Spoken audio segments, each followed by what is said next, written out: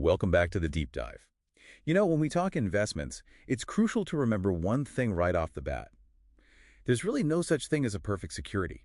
It just doesn't exist. That's absolutely right. And that's exactly why we have the whole portfolio approach. Right? It's all about, well, how you actually pick and manage a whole group of investments, trying to get that balance, between the risk you're taking and the potential rewards. Exactly. And here's something really interesting.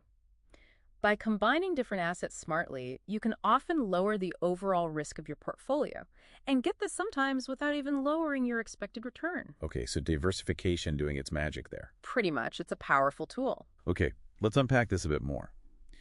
There's this fundamental relationship, isn't there? Higher potential returns usually mean, well, taking on higher risk. It's the classic trade-off. No escaping it, really. So if you're a rational investor, you're always looking for the best return you can get for a certain level of risk you're comfortable with. Or, flip side, the least risk for the return you're aiming for. Which, brings up a really vital question for you, the listener. How do you actually define risk? Yeah, that's a good point. Is it just seeing your account value drop? Or is it maybe something a bit more subtle, like your money just not keeping up with inflation over time, losing its purchasing power? That's a risk too, right? Definitely. Understanding your own view on that kind of shapes everything. It really does. And when we talk returns, we need to be clear. There's the nominal return, the number you see on the statement, maybe 10%. Okay. But then there's the real rate of return. That's the important one. It's the nominal return after you account for inflation. So if inflation is, say, 2%, that 10% nominal is really only about 8% in real terms. In terms of what you can actually buy. Approximately, yes. That's your actual gain in purchasing power. That's what really matters at the end of the day. Got it. So risk is always there. How do we manage it? This sounds like where diversification really comes into play. Spot on. It's probably the single most important risk management tool you have.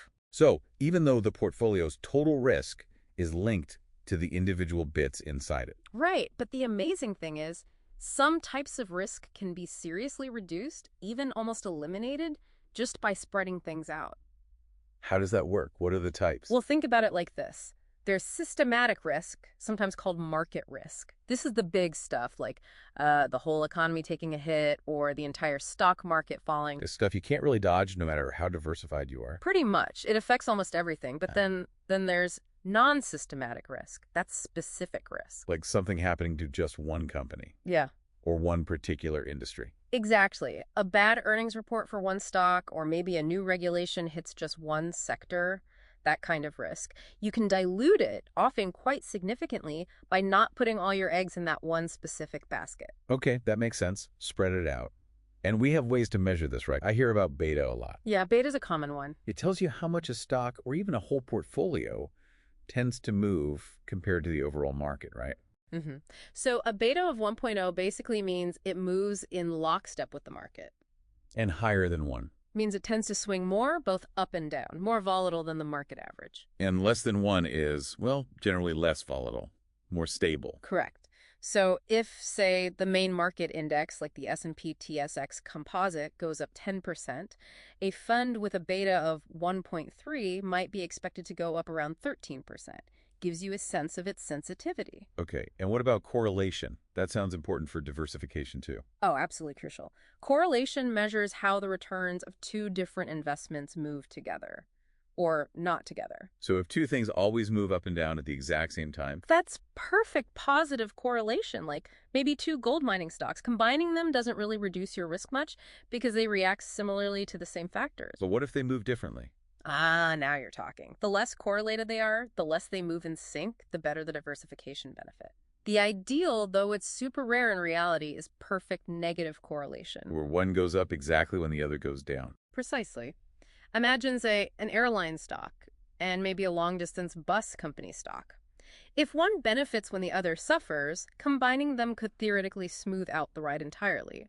But yeah, finding that perfect negative link is tough. But just having things that don't move together perfectly helps a lot. Immensely. That's the core idea. Okay, so we have risk, return, diversification, ways to measure it. How does this all translate into what actual portfolio managers do? Are there different styles? Definitely. You broadly see two main camps, active and passive management.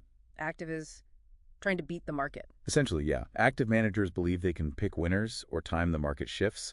They might do deep dives into individual companies that's bottom up, or look at the big economic picture first, top down. And passive. Passive is more about just matching the market, not trying to outperform it, usually done by replicating a market index, like the S&P 500 or the TSX Composite.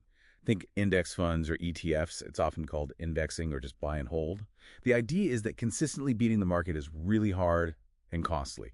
And within active, I guess there are different focuses, like some managers love growth stocks. Right, growth managers.